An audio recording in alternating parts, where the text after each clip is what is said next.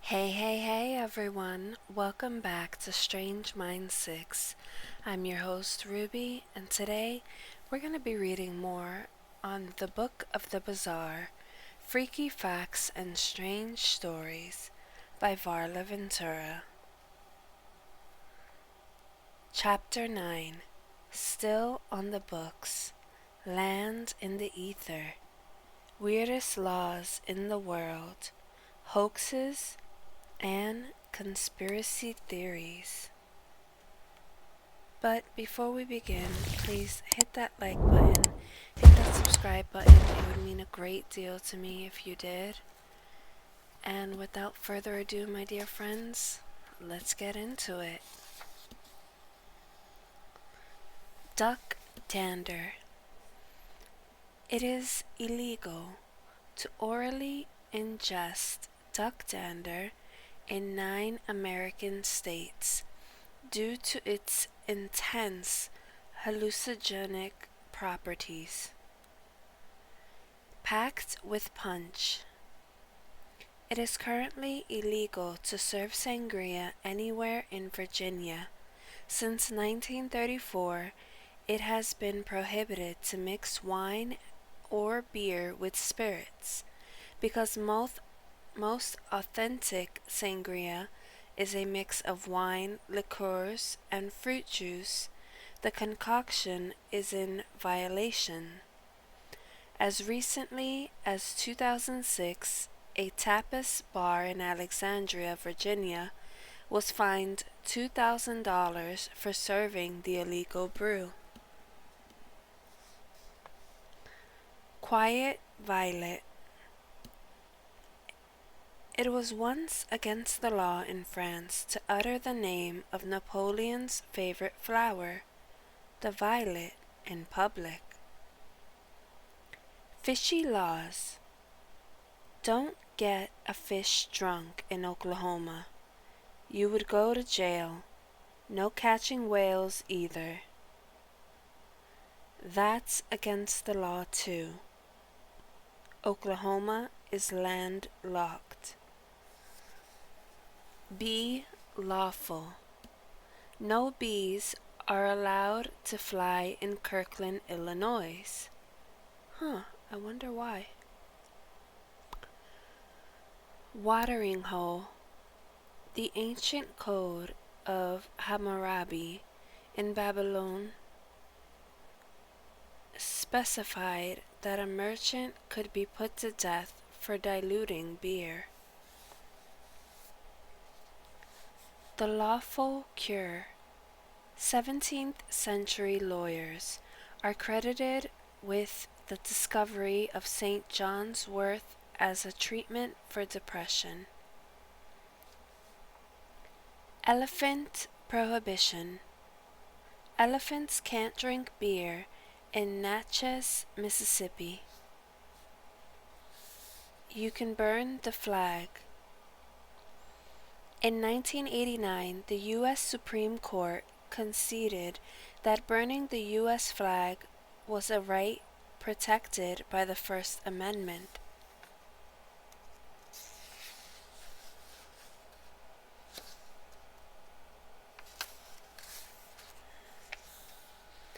Smoking animals. Don't offer a cigar, Cuban or otherwise, to any animal in Zion, Illinois. It is illegal. The law makes no mention of cigarettes or pipe tobacco. No croaking. Frogs may not croak after 11 p.m. in Memphis, Tennessee. Trees are sacred. In ancient Germany, you could be punished by death for mutilating a tree. Full disclosure.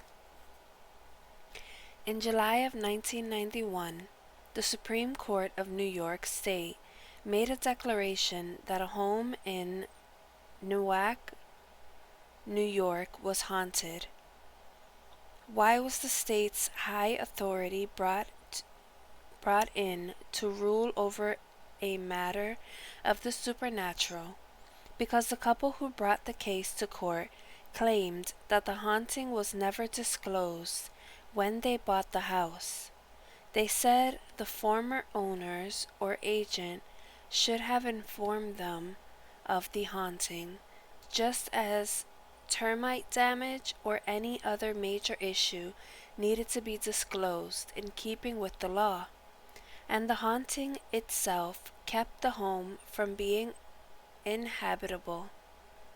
To recoup their down payment, they took the matter to court. They were awarded damages after the Supreme Court declared the home haunted as a matter of law. But in Idaho, the state of Idaho has enacted a provision known as the Ghost in the Attic statute, which went into effect in 1998. It states that neither a home's seller nor the seller's broker is liable for not disclosing that a property may be haunted. Even if a house is the site of a known suicide or homicide, the seller need not disclose this fact unless the buyer specifically writes to the seller and inquires. Wyman in Wyoming. In 1869, women were first granted the right to vote in the territory of Wyoming. The 19th Amendment, which granted voting rights to all women in the United States, wasn't passed until 1920.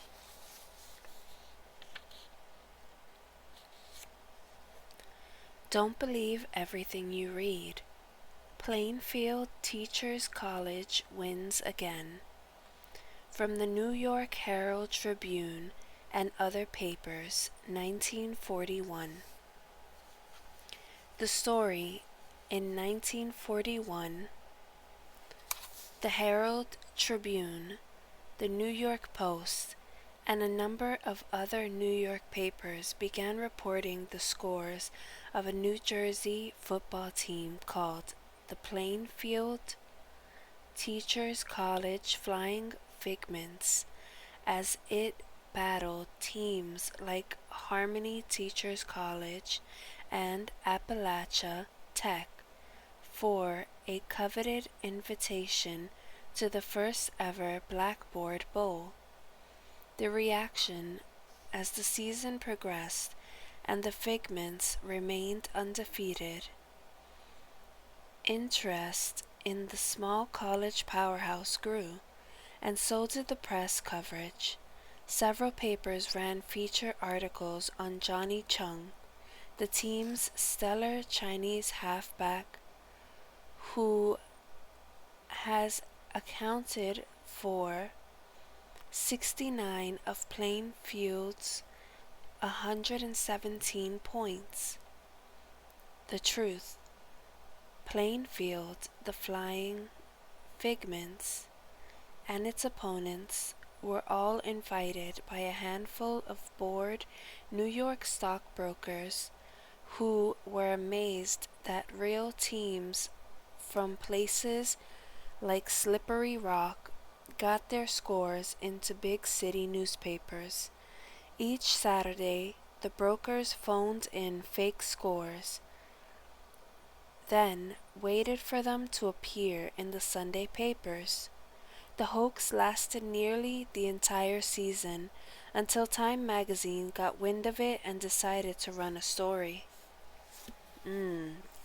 Dang. The Accidental Tourist.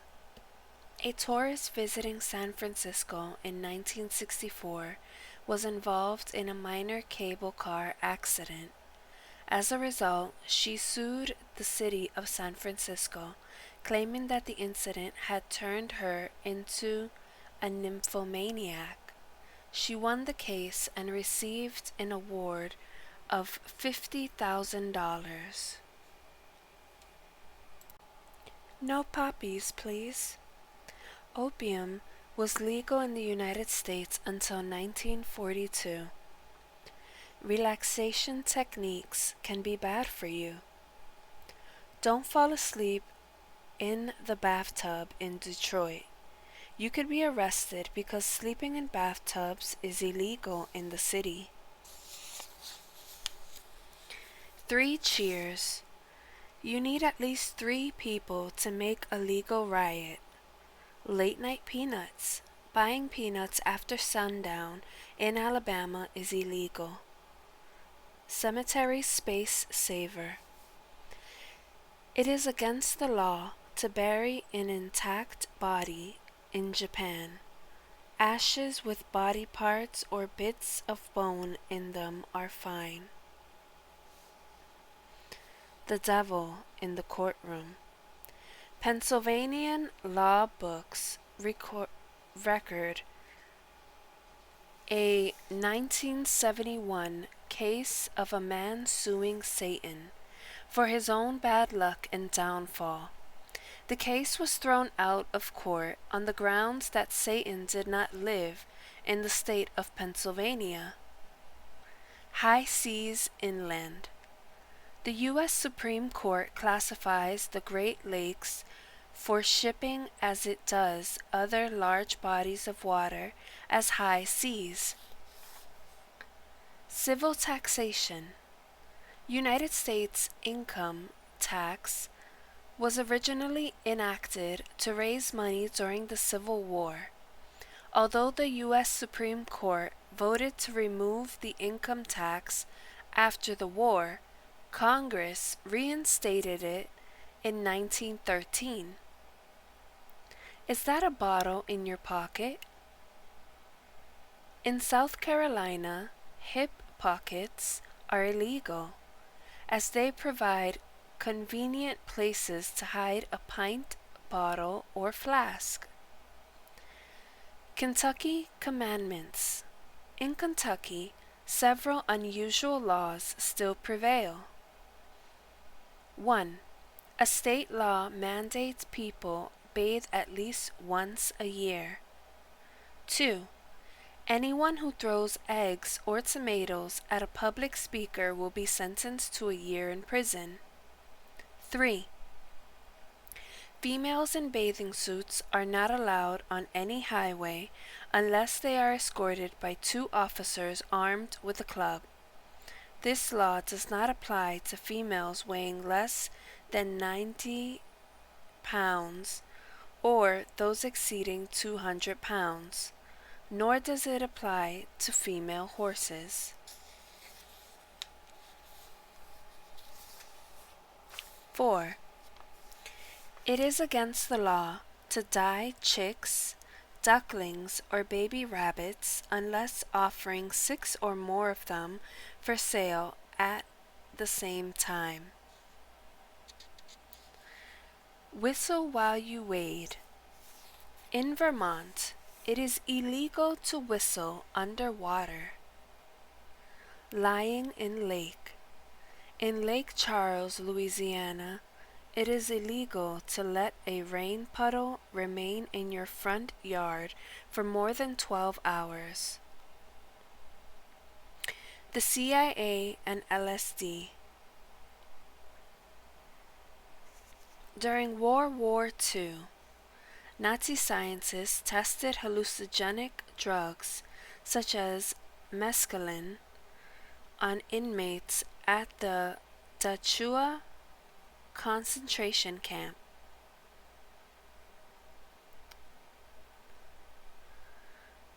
They were ostensibly trying to find a new aviation medicine, but what they were really looking for was the secret to mind control. After dosing inmates for years, the scientists concluded that mind control was impossible. Even when strong doses of hallucinogenics had been given to their patients, but they did find that they could extract the most intimate of secrets from the subjects under a drug's influence. The CIA takes over the Trip Man. After the war, U.S. military intelligence found out about the Nazi experiments and wondered if the hallucinogenic drugs might be used for espionage. Could such drugs be sprayed over enemy armies to disable them? Could they be used to confuse and discredit leaders in hostile countries? The possibilities seemed endless, and in 1950, the Central Intelligence Agency, the CIA, took over where the Nazi had left off. In 1953, the CIA initiated a full-scale mind control program called Operation MKUltra. Its experiments studied the potential effects of hypnosis, electroshocks, extrasensory perception, ESP, lobotomy, and drugs. The operation is said to have lasted 20 years and cost $25 million. According to the book Acid Dreams, the CIA, LSD, and the 60s Rebellion by Martin A. Lee and Bruce Shallon, nearly every drug that appeared on the black market during the 1960s, marijuana, cocaine, PCP, DMT, speed, and many others, had previously been scrutinized, tested, and in some cases refined by the CIA and Army scientists, but none received as much attention or was embraced with such enthusiasm as LSD-25. Lysergic acid diethylamide. For a time, CIA personnel were completely infatuated with the hallucinogenic. Those who first tested LSD in the early 1950s were convinced that it would revolutionize the cloak and dagger trade. In order to find out if the drug was effective as a secret weapon, the CIA first had to test it on people. The secret LSD tests. In 1973, the CIA destroyed most of its files on the MKUltra project, but some files escaped destruction. From these files, Congress and the public learned for the first time that for years the CIA had been experimenting with drugs. To test LSD, the CIA had set up both secret operations and academic fronts. For instance, it established a Society for the Investigation of Human Ecology at the Cornell University Medical School, which dispensed grants to institutions in the U.S. and Canada to conduct experiments with LSD. The LSD project was actually administered by the CIA's Technical Services staff. A freewheeling atmosphere developed in which anyone was likely to be dosed without warning in the name of research. Before the program concluded, thousands of people had been involuntarily dosed. In a San Francisco operation codenamed Midnight Climax, prostitutes brought men to bordellos that were actually CIA safe houses. They would spike the men's drinks once inside the bordellos, and when they were properly affected, CIA operatives would observe, photograph, and record the actions that ensued. In another experiment, black inmates at the Lexington Narcotics Hospital were given LSD for 75 consecutive days in gradually decreasing doses. The U.S. Army was also involved in LSD experiments. Acid Dreams reports that in the 1950s, nearly 1,500 military personnel had served as human guinea pigs in LSD experiments conducted by the U.S. Army Chemical Corps. The Army even made a film of troops trying to drill while tripping on acid. Eventually, the government had no choice but to admit it had given LSD to about 100 unsuspecting people from 1955 to 1958 and has paid millions of dollars to settle lawsuits that were filed when subjects given drugs became permanently incapacitated or committed suicide. For example, one lawsuit involved a civilian who, while working for the Army in 1953, was slipped LSD at a CIA party.